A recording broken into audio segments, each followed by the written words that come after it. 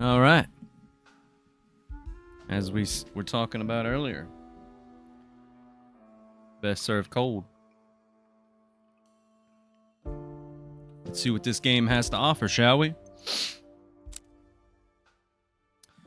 So apparently, we're a bartender during the Prohibition. And I guess we're in a library and we run a secret bar.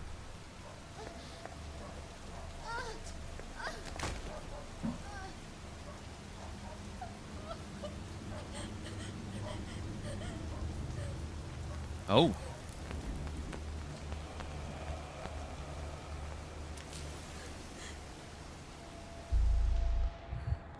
Assuming this is a time before DNA.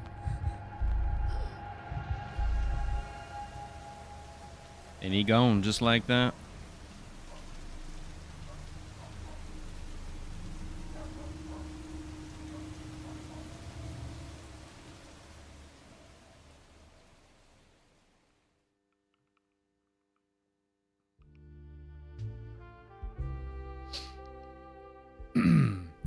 The last drop.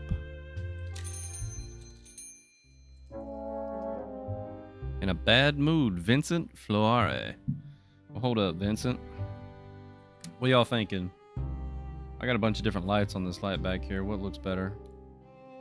It's apparently yellow. Blue. Got some pink. Got purple, my favorite.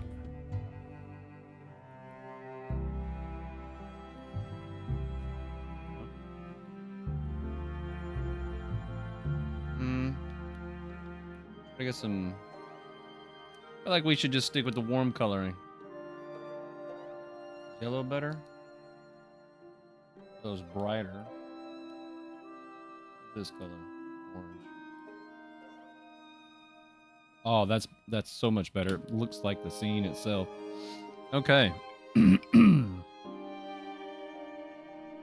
didn't have any nice set of clothes like that, so...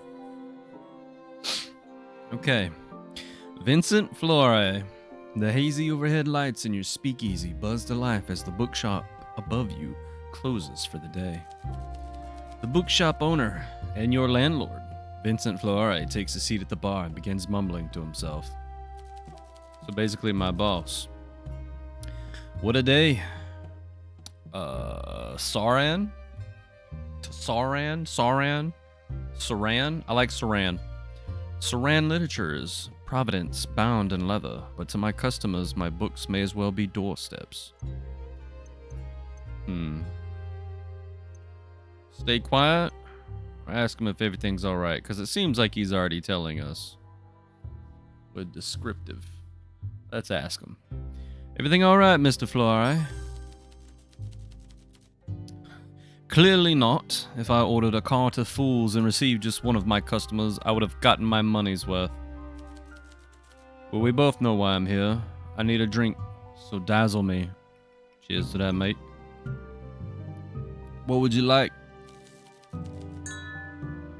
Oh, some days your customers will be in a bad mood. This can also be caused by serving them a ruined drink or by choosing dialogue options that upset or anger them. When a customer is in a bad mood, it is shown here in the bottom left. Okay, so the only thing y'all can't see is the date in the top. Here, let me, Oh God, hold on. Hold on. I got this. See? Maybe I could do like this. Maybe that'll do good. Alright. When a customer is in a bad mood, it's shown here in the bottom left. Thankfully, serving a customer their favorite drink will lift their spirits and cure their bad mood. Press the serve button on the bottom right to start making Vincent a drink. This evening, a properly mixed Eastern Ruby should hit the spot. Okay. Customers will usually avoid discussing unpleasant topics when in a bad mood. You have to cure it before you can interrogate them. As you get to know your clients better, make sure to learn what their favorite drink is. You can always ask them what they like to get a hint. Okay. You lift a clean glass from the tray and place it on the table. Vincent perks up. Okay. Let's see if we can cheer you up. Haha, that's just spirit. Oh. Vincent loves the Eastern Ruby, and we want to lift his spirits and cure his bad mood, so let's select Eastern Ruby in the list to start making his favorite cocktail. Eastern Ruby, whiskey, sugar syrup, lemon juice, red wine, ice cubes, and cherry. Okay. To successfully mix a drink, you will need to add all the necessary ingredients to the shaker by passing through them with the arrow, following along the lines in the direction it is pointing. Okay. Once you start following the path, you will need to keep up the pace as a red arrow will start following you. Make sure it doesn't catch up to you before you reach the end of the path, or the drink will be ruined.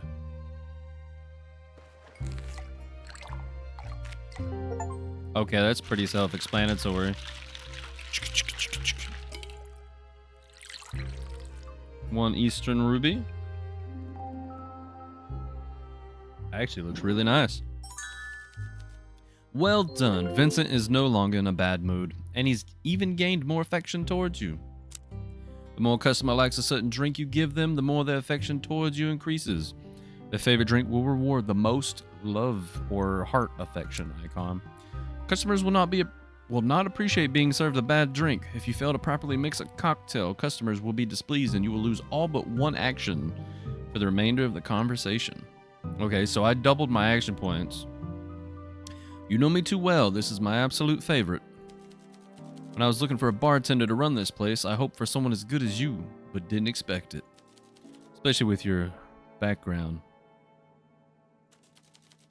What's wrong with my background? No. This place could have become naught but cloudy moonshine and rough customers, yet you are already proving to be more than that. Supply lines for alcohol are fraught, so you'll have to adapt your drink menu to circumstance. But a recent shipment of vodka from Rusalka came into my possession, and as such, some old classic cocktails are on the menu once more. Lucky me, I suppose. Anything else? Ah, yes, I nearly forgot. A friendly warning, perhaps. My favorite gentlemen's club is abuzz with chat about a crackdown on speakeasies. My companions have warned me that the local constabulary is looking to make an example of that flagrant lawbreakers. I mean, we know... I see. It's unlikely they would target my establishment, and I have friends in the constabulary, but you should take precautions nonetheless. Try not to irritate anyone who might incriminate us, and don't compromise on drink quality. I'd imagine most speakeasies are brought down by dissatisfied customers with loose tongues.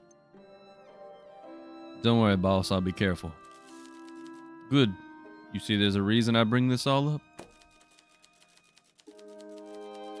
Uh-oh. Vincent reaches into his inner coat pocket and pulls out a folded newspaper. He spreads it on the bar top so that you can read the heading, Speakeasy Guests Found Dead. So, Bukovian Herald, the only truth newspaper in the city, Volume 5, number 67, November 15th. So, it's a Monday, November 15th. Scavengers beware, the stairs are illegal. Thursday evening, police were called after noise complaints from local residences. An old man was found yelling at the stairs near the apartment for allegedly being too steep and not constructed according to Saran design. The Saran Safety Inspection has dispatched an expert to investigate the matter further. I don't know how the hell I just read that, by the way. That is extremely tiny. In the early hours of the morning, the body of an as of yet unidentified young woman was found in an alley off of the Bukavi Boulevard. Bukavi police have since released a statement confirming that the crime took place outside a speakeasy and that the proprietors, as well as several guests, have been detained for questioning.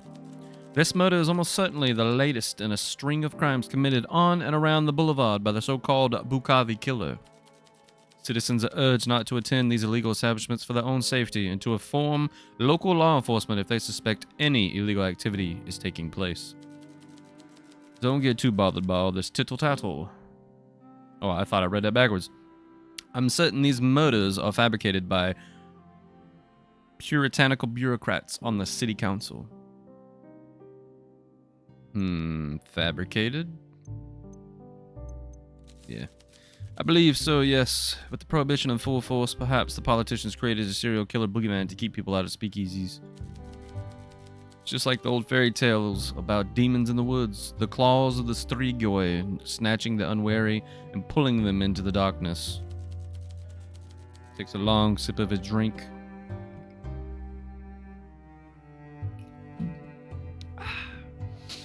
Sets it down on the table, his fingers nervously rattling on the glass. A murder at the speakeasy doesn't mean visiting one is dangerous, but I wonder if those who indulge in tabloid rumors can grasp that fact. I imagine the authorities would be paying closer attention to venues like ours. They think we offer safe haven to vagabonds and scoundrels, but all we want is to kindle the dying flames of conversation.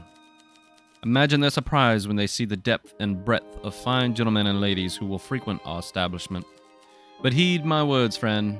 Be on your guard. I will. We're on Bukavi Boulevard, so the locals are a mixed bag. Consider the customers carefully. My friends especially are people of culture and arts. There's no doubt in my mind that some shady characters will show up, but I'd imagine most will be harmless. I'd hope so anyways. A mix of high and low society makes for a good blend. Honey and lemon, wine and cheese crackers, that sort of thing. Jokes aside, do be careful, bartender. I've invested a lot of money in this place, and while it's yours to use, I don't expect to be sweeping up eyeballs and teeth at the end of the night.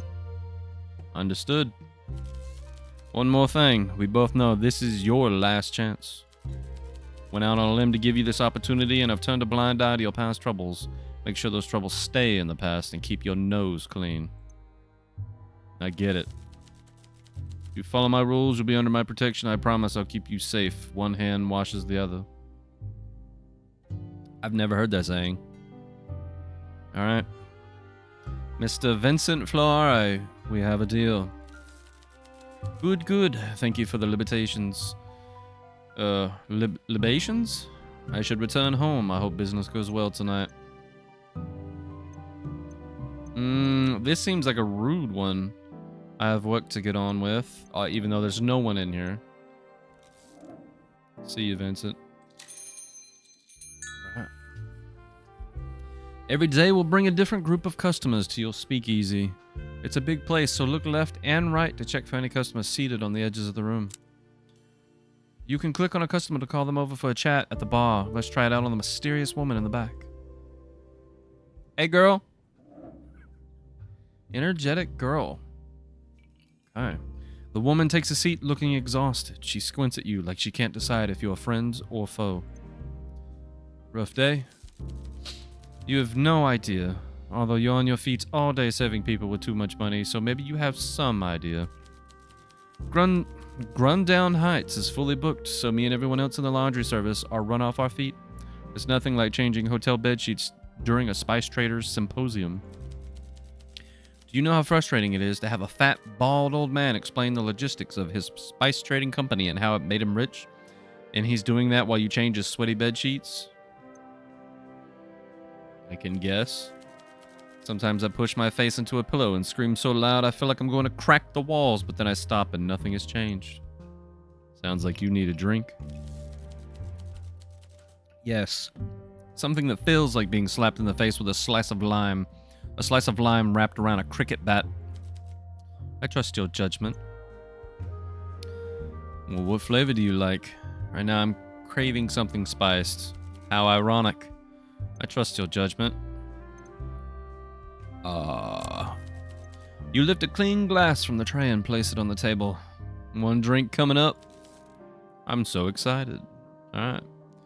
So she wants lime. There are several indicators to the right of each cocktail that provide more information about the drink in question, including whether your customer likes it or not. Okay. A question mark means you don't... I hate when those words are together.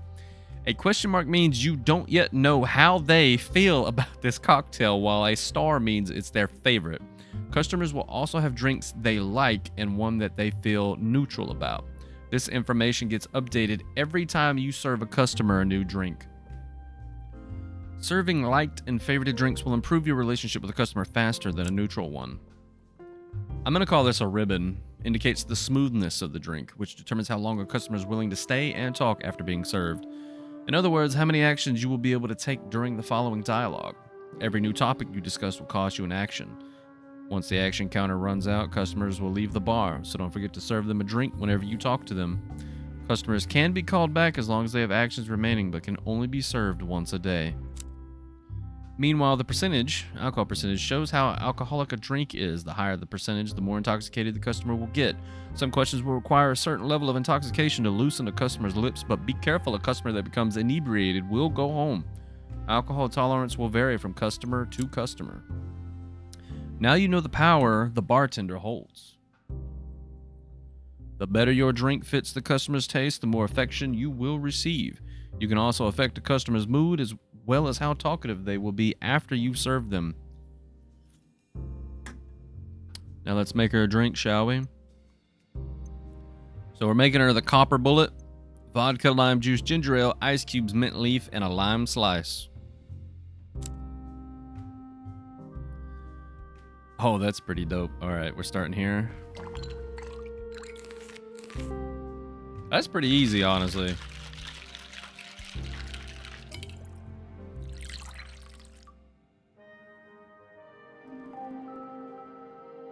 Looks okay. Oh, damn, this is perfect. Don't let me have too many of these. After a long shift, my brain is buzzing. I can't just go home with all this fuzz in my head. When the Prohibition closed the bars and clubs, everything else got more expensive. An opera ticket cost a month's rent. And with everything being so busy... Why is it so busy? Well, there's the Spice Merchant Symposium, but there's some big show going on as well. I actually thought she was joking about that. Everyone's wearing their fanciest threads. The women in those sparkly dresses, their heeled shoes. Looks like torture to me. Me too. At the hotel, I only see the clothes lying on the floor, stained with peppercorn sauce, coffee, nicotine, and worse. At least the folk going to the shows are clean. I guess I can clean up fewer wine stains now, so maybe the Prohibition isn't all that bad. She downs a drink, wiping her mouth for any spills. Woo! Got Ric Flair in the house. Woo! I'll take that as a compliment. This watering hole's new, right? That weird old guy put me on to this place. The nightcap just opened, yes. How old? Dunno, 50s, balding, bit pudgy. That's the landlord. Well, he might be weird and old, but this place is alright. What do you call it? The nightcap. The nightcap, huh? Funny name. Well, I'm Clara, by the way. Or Clara. Clara. I'll say Clara. Mind if I just call you bartender? You don't seem too prissy about the type of customers you get. Rundown Heights has 3 hotel bars, but I didn't fit in any of them, even when they served booze. The staff bar was all drunken bellhops, the mid bar was full of posers, and the Spire Lounge would charge me a fortune for just looking at the drinks menu. This place feels a bit more varied in its clientele. We've got all sorts in here. We're all equal when we walk through these doors. Why am I talking like that? Her smile is warm and she nods a little, like she just made her mind up about you. I can get on board with that. Good. Well, I should be heading back. I got Bartitsu sparring classes and a shift tomorrow. And if I don't get a good sleep, both of those are gonna beat the stuffing out of me. Take care. Even though we had more action points, but whatever. Now that everyone's been spoken to, let's end the day by using the bell. Click the bell on the counter to signal all customers to leave and head home. You can also use it to end of the day early when you don't feel like speaking to all customers. Oh, so I don't have to interact with people. Interesting.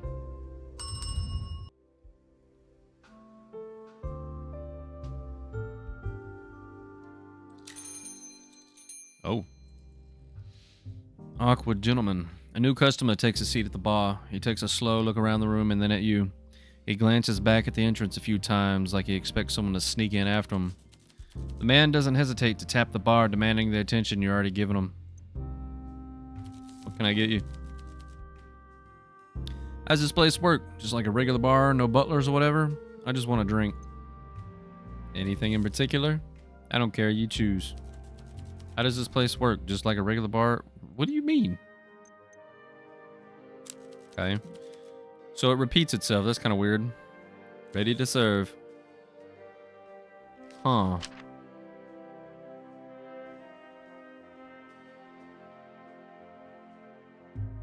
Interesting.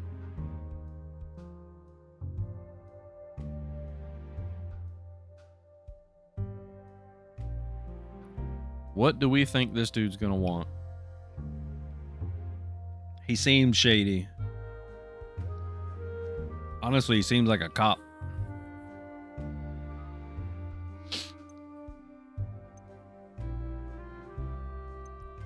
I'm kind of feeling a cold winter for him. So I meant to click the question mark. Oh my days. Oh my. Ooh. Okay.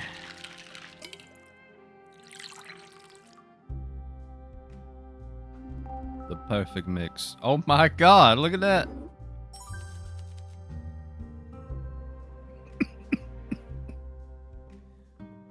Ooh, that went down a little fast. Not bad at all. Very pleasant, actually. You've probably guessed that I'm here for more than a drink. We have business. Business? He sets down today's newspaper, but rather than turning it as Vincent did yesterday, he instead lets the heavy pages land with a thud. Bukovi killer's latest victim finally identified. Young gambler murdered outside speakeasy. Henry Lyon invest in new South Side residential blocks. Well, it doesn't say who she is. Okay, yeah, latest Bukovi Boulevard victim identified. Statement to the press this morning. Bukovi police finally released the name of the latest victim in the string of murders by the so-called Bukovi killer. The body of 24-year-old Natalie Reed, a native Saran and lifetime resident of Bukovi, was found yesterday in the unnamed alley off Bukovi Boulevard at 6 in the morning by a local resident heading out for work. Natalie Reed, 24 years old. Police have since confirmed that the crime took place outside a speakeasy known as The Last Drop, which the victim, a junior accountant, was known to frequent in her time off to drink and gamble. The illegal business has since been shut down, resulting in several arrests. Police Commissioner Aldea urges the public to be careful and to come forward with any information that may aid the police in their ongoing investigation, as the perpetrator remains at large. Natalie Reed's family has declined to comment. Her employer, Mark Weaver, says only that he assumed she was just late again. Have you encountered anyone acting strangely at this establishment?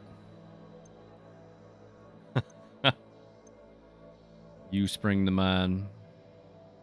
Oh no, like I said, you seem like a cop. And honestly, when you ask that questions, you might be a PI. So not really. I doubt that. Dude, I've served one person. There's a lot of unusual behavior around right now. Did you read the news yesterday? Speakeasy guest found dead. Since you just served me alcohol, that would make this place. I was just making a drink for my new friend. Oh, was that bad? Oh, obstinate. You have the chance to show me how cooperative you can be, and you're letting that chance slip away. Hey, Hugo. Oh. He reaches into his pocket and pulls out a police badge. His name reads Constable Hugo Mertens. He waits a moment to make sure you understand the gravity of the situation. I'm investigating in a series of murders that took place outside established speakeasies. You gonna shut us down? Speakeasies are, at the moment, one of the only leads I have. I may never say this again, but your business needs to stay open. The killer is using locations like yours, so one of your patrons could be a killer. And you need my help. You'll be helping yourself. If your clientele keeps getting murdered, well, it's not great for business. For a time, your establishment has protection from me and the rest of the constabulary. This place is no longer a bar, it's a hunting ground where I will catch a killer. With your help. Okay. Your first assignment is to interview these drunkards and find out if any of them frequented that speakeasy where we found Natalie Reed. Do that, and I might just extend your time a bit longer so we can figure out who's behind all this. You drinking here is also illegal, right? It is, but I have dispensation, and with your background, I'm sure you agree it's best if we don't look too closely at who has broken which laws. Are you going to help me? I really don't have an option. He shakes his head softly, then pulls the badge from the table and places it back inside his pocket. I did my homework. I know who you are. Just think of it this way. As a reformed citizen, you should be more than happy to help out. You're holding it over me, got it.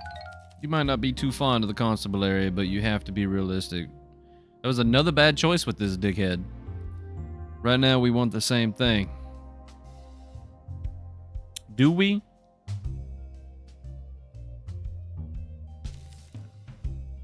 Any questions? How do I investigate? You interrogate everyone at your bar and ask the right questions, get to know them, make them willing to talk. Less alcohol might loosen their tongue. Just you keep track of your findings in a notebook or something. I also see you have an unused pen board in the room behind you. Detectives at the station like to use those to keep their minds organized, visualizing connections, make them easier to understand. I'll give it a try after my shift. Good, any questions? Where should I start? Give me a solid lead on the people in this establishment who were present at the same speakeasy where Natalie Reed was found. As a former criminal, I'm sure you know ways of making people talk. There's no doubt in my mind your less savory connections might know more. Once you prove you're capable of collecting this information, I'll accept I'm not wasting my time. From there, I can divulge a bit more about the case. I'll see what I can do then. Let's move on. Oh, speaking with customers, we'll provide you with clues about the current case. These clues can be reviewed in the notebook at any time. Why did it move? Using the clue notebook, using the show clue button lets you present a clue from your notebook to the customers you're currently talking to, letting you ask them for more information or confront them with evidence. Presenting clues to customers is crucial to uncovering new evidence to solve your case. Helpful customers may be able to spot lies, provide new information, or provide an alibi, but be careful, showing certain people confrontational evidence may just affect their mood. Okay, you're part of this now. Time is short, and I expect something solid from you soon. This case is the highest priority, and you're on the clock. If we don't have the killer in 2 weeks, this gets kicked upstairs to the Confederated Force. And if that happens, my career's in tatters and your bar is finished. Let's make sure that doesn't happen. 2 weeks to prove we're not children playing detectives. 2 weeks to save our careers and our reputations. 2 weeks to make our street safe and save some lives while we're at it. No pressure, though. All right. I don't know who you are. That ain't a bad-looking woman back there. Peter Wagner. I do know who you are. I lied. I don't know why. I just knew your name. Peter Wagner enters your bar. You recognize him by the scar on his cheek. It's been a while, and you don't quite know if you're ready to see him again. He takes a seat, looking you in the eye. You can't quite tell if he recognizes you. You hope he doesn't. Welcome to the Nightcap. Creative location for a speakeasy. The filth are looking for old bars opening up again, not basements owned by bookworms. Make me a real drink so I can forget about all the weak cat piss they serve in the stacks. If memory serves, you mix a good cocktail, though usually a bit sweet for my taste. So he wants a really strong drink that's a cocktail. So I'm guessing... Okay. Miss me, Peter? Every day. Was crying myself to sleep on a pillow soaked through with tears. You feel the same, I imagine. Sure. Raises his eyebrows and shoves a few coins your way. Let's see how this new job of yours is working out, eh? Any flavor I can work with in here that you like? Going all sweet on me now. Well, I like a hint of coffee to go with my drink. See how this new job of yours is working out, eh? Peter leans low and his chin rests on the bar, the light catching the long scar on his cheek. His eyes twinkle as he looks up at you. See if I can remember what you like. So does he want the same thing I just made, old dude?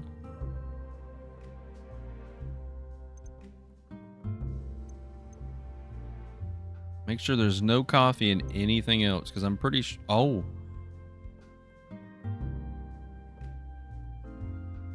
He's going to want this, right? I think he's going to want this.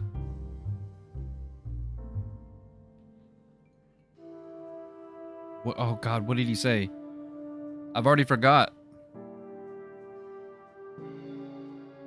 Oh my god. We're going wake up call.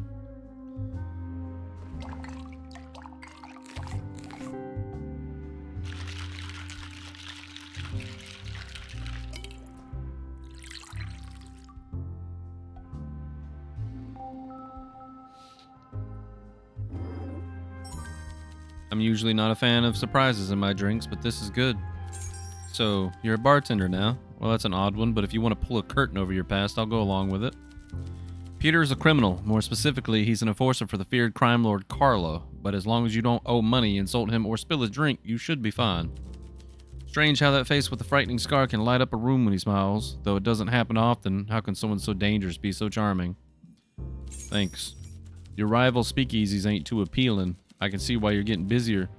The other places either turn away anyone without a duchy, or they hose the blood off the dance floor each night. The last drop was the only one I could appreciate, but it got shut down a few days ago.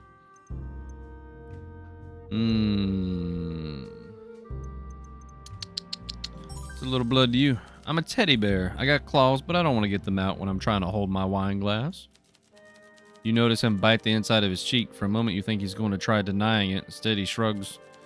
I reckon my job ain't good or bad. It's neutral. Cause and effect and all that. What I do is a natural result of the system we all live in and the deals people make. It's neutral. I take no responsibility for what happens to the folk that I collect from. They knew the deal they was getting into when they took the money, but even though I don't feel bad for them, that don't mean I want to go drinking with gorillas like me who laugh about smashing open some indebted shopkeeper's skull. What's y'all's opinion on one gorilla versus 100 people? I think with the right people and some dirty tactics, gorilla loses. You just have 100 random people versus one gorilla, that gorilla smashed them all. Might be better if it's a territorial thing, because that gorilla's going to do a lot of running. He takes a final long sip of his drink and sets the empty cup down on the table. You're not a complete monster. I'm just Peter, and I play my part without prejudice or pleasure. Like I said, cause and effect. And now if you'll excuse me, this drink has had an effect on me, and I need to take care of that. Sure thing. See you, Peter. So we've got a guy over here. Bro is in it right now. The feels. Oh, there's a good-looking woman. Bros before hoes. He's in his fields. We gotta help him out. Gloomy priest. A miserable-looking man sits down at the bar. A big cloud follows him. Do I need to get you an umbrella? Once he has your attention, he peruses the drink stacked behind you. What can I get you? I never understand all these names. Something strong, please. If I'm doing something wrong, I might as well do it right. Anything besides strong? Not really, just strong.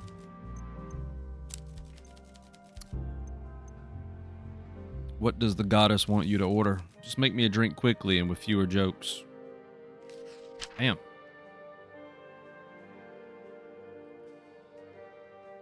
So he wants something strong. Night count strong. 7% alcohol. Let's give it to him.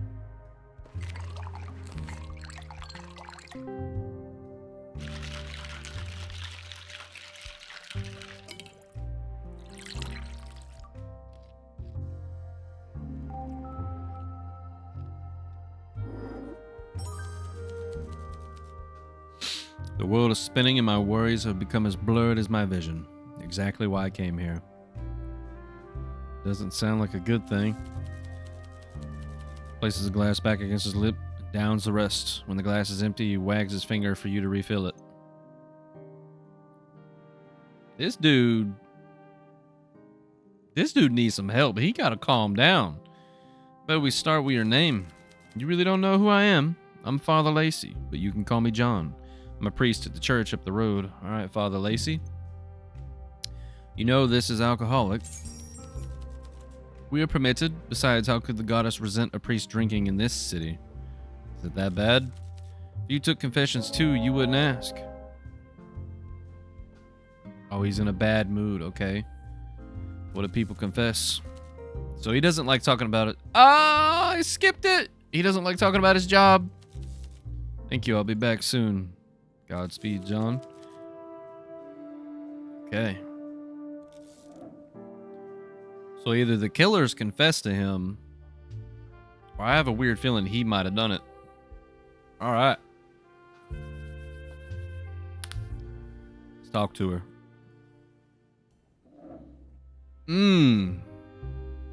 Oh yeah, you are extravagant. An obscenely glamorous woman wipes the stool clean before gingerly sitting on it. After a moment, she checks her lipstick in a pocket mirror before readjusting her coat. She leans forward to meet your gaze. Welcome. It's certainly cushy down here. To think this grand a place below a bookstore, how very Vincent. Oh. You know Vincent. Yes, he's the man who invited me. He probably mentioned I'd be showing up. He's quite the fan. Her nails tap rhythmically to show invisible music. Can't tell if she's waiting for you to say something in particular. Ugh. Vincent hasn't mentioned you. No, he must have. Carmine, Olivia. There's probably some kind of list I'm on, a VIP kind of affair. I'm an actress slash singer slash radio host. If you haven't heard of me, you've certainly heard my voice. Her voice is silky and delicate, like a silver bell. You don't mind listening to it, even though it drips with audacity.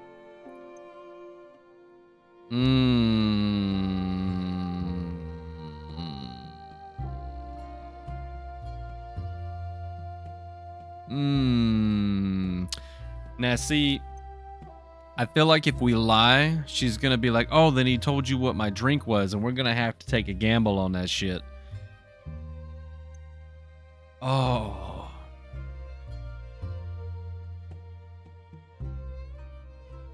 Look.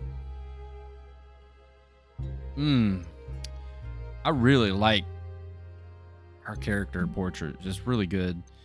I'm just going to be honest. He ain't ever mentioned you. Oh, that's so very embarrassing for him. I agree. Can I get you a drink?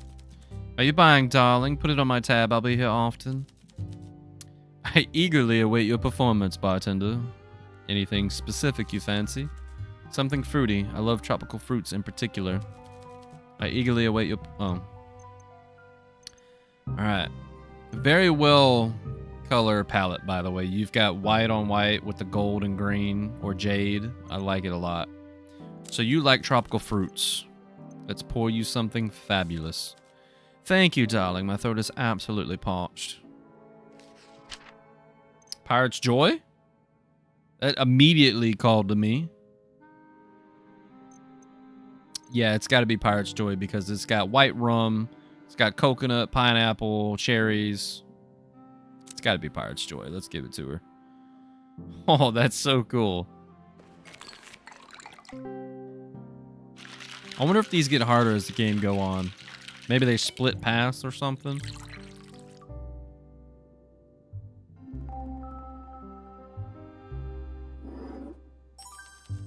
Astonishing, flawless, incredible, divine, absolutely brilliant use of everything, inspirational, honestly. What a day. Oh, did I tell you about my radio career? She doesn't wait for an answer. Instead, she leans forward and curls her finger to pull you close. Well, today I spent the majority of my time reading contracts. I'm starting my own show, you see. Okay. Something daring, something bold, something that'll knock the socks right off my listeners. I'm calling it Chamomile and Carmine. Classy, right? Absolutely. You're one of the first to hear about it, but well, I suppose I let my mouth run while I'm a little tipsy. Some more we'll find out soon, huh? Picture me and my sultry voice broadcast nationwide to the people of Sarah. Even the poor folks who can't make it to my stage performances. I'm so excited. Congratulations. Good things happen to good people, you know. Sure. Olivia swirls the last bit of her drink and takes a long sip. She wipes her mouth with a tissue before setting the empty glass down beside your hand. Thank you for the drink. I will be back, though hopefully soon you won't have to wait too long to hear my voice. Kisses. With a slight stumble, she pushes herself up, winks at you, and takes her leave. In conversation. I mean, watch her walk out. Just saying, make sure she don't trip. All right. Let's look at the notebook. Okay, shows helpful tips about bartending. It's whoa. Okay. Whoa. This must be his most disliked thing. A lover of literature and the owner of Libraria, the bookshop on the Bukavi Boulevard that is located above your speakeasy. An extravagant opera singer and radio host with a love for all things dramatic. Interesting. Scottus does not seem to mind his alcoholism, nor his attending an illegal speakeasy. Oh yeah, I forgot about that. Yeah, he must have been told some stuff, man. I didn't find anything about this dude. That actually sucks. Whoa. The murder of Natalia Reed took place in her speakeasy known as The Last Drop. It was closed down after the fact. Excuse me. Peter mentioned that his favorite speakeasy, The Last Drop, was shut down recently. He had to find a new watering hole, which is how he discovered the nightcap. Okay. Alright, well. What was it? Quick save, quick load, tutorials. Okay. That's in the day. Oh, it's nighttime. Oh, look at the kitty. At the end of each day, you return to your home office, where you can review your clues on the clue board and try to make new deductions. Besides structuring your thoughts, the clue board also has another very important function. Some clues can be connected to form new evidence, spotted a contradiction, or two pieces of evidence that tell you something about the same person or event. Try combining them. You can combine two clues by connecting their pins with red string. To place a clue you have found on the board, simply click and drag them over from the clue list on the right. Clues on the board can be arranged as you wish to help.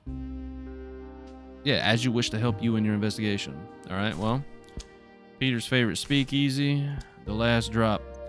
At any point, you can remove a clue from the board by dragging and dropping it back in the clue list, should you feel a piece of information is no longer important. The two clues you have right now seem to be related, don't they? Let's try linking them together. Click one of the pins, then drag the string to the other clue's pin. See what happens. Huh. Okay, obtained a new clue. Peter frequented The Last Drop, the speakeasy where Natalie Reed's murder took place, before it was shut down.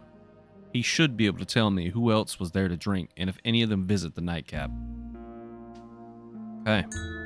Congratulations, you've created a new combined clue. Combined clues are key to your investigation. Building a solid case will hinge on making these connections.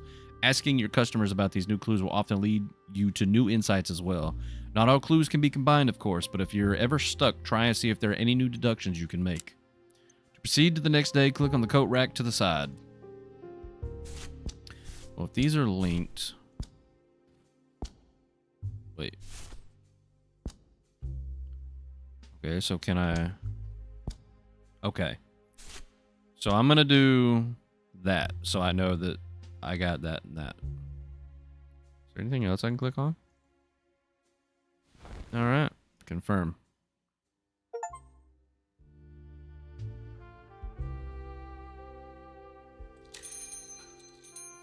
Wait, that was 2 days already?